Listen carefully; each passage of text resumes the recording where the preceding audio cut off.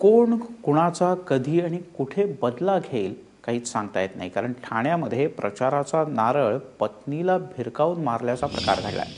झालं असं की ठाण्यातील शिवसेनेचे उमेदवार माणिक पाटील यांची प्रचार सभा होती। यावेळेला प्रचाराचा नारळ फोडण्याचा कार्यक्रम होता।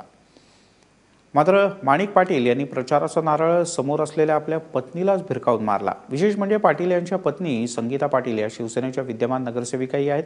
या प्रकरणी संगीता पाटील यांनी ठाण्यातल्या श्रीनगर पोलीस स्थानकात तक्रार दाखल केली।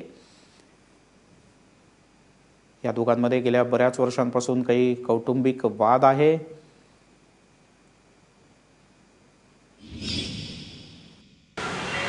नेहमीप्रमाणे मी माझे कार्यकर्ते आम्ही सकाळी रविवारचं कुठे काय एरियामध्ये घाण असेल वगैरे कचरा असेल तर अशी आम्ही तक्रार ज्या लोकांनी दिलेली असते म्हणून आम्ही नेहमीप्रमाणे असं आज रविवार आहे तर कुठे स्वच्छता करायचं काय करायचं हे आम्ही पाहण्यासाठी हनुमान मंदिर जे आमच्या शांतीनगर भागामध्ये त्या रस्त्याने आम्ही चाललो होतो। माझ्याबरोबर माझी नगरसेविका प्रभावती माणिक पाटील होत्या आणि माझा कार्यकर्ता जो हनुमान चौधरी आहे तो होता। असं आम्ही चाललो होतो आणि ज्याला आता उमेदवारी दिलेली आहे माणिक पाटील हे तिथे होते मंदिराजवळ। त्यांना फक्त मी साईडला व्हायला सांगितलं की साईडला व्हा तुम्ही, तिथून बाजूला व्हा। तर त्यांनी शिव्यागाळी करण्यास सुरुवात केली आणि मी त्यांना विचारलं मग तुम्ही एवढ्या शिव्यागाळ्या करताय तर 3 वर्ष होता कुठे तुम्ही?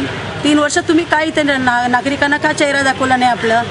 आपण होता कुठे बोलली आणि आता आपण डायरेक्टली आला आणि निवडणुकाला उभं राहिलं आणि मी जेव्हा सांगते तुम्हाला साईडला लावलं तुम्ही शिव्यागाळ्या करताय डायरेक्टली, काय कारण आहे? तर त्यांनी माझ्यावरती त्यांच्या हातात मला वाटतं नारळ होता मी पाहिलेलं होतं। त्या नारळाच्या ह्याच्याने मला इथे डोक्यावर त्यांनी थाप दिली आणि शिव्यागाळ्या केल्या आणि जीव मारण्याची धमकी दिली। त्यांच्याकडे रिव्हॉल्वर देखील आहे। प्रत्येक वेळा त्यांचं हेच काम आहे धमकी देण्याचे।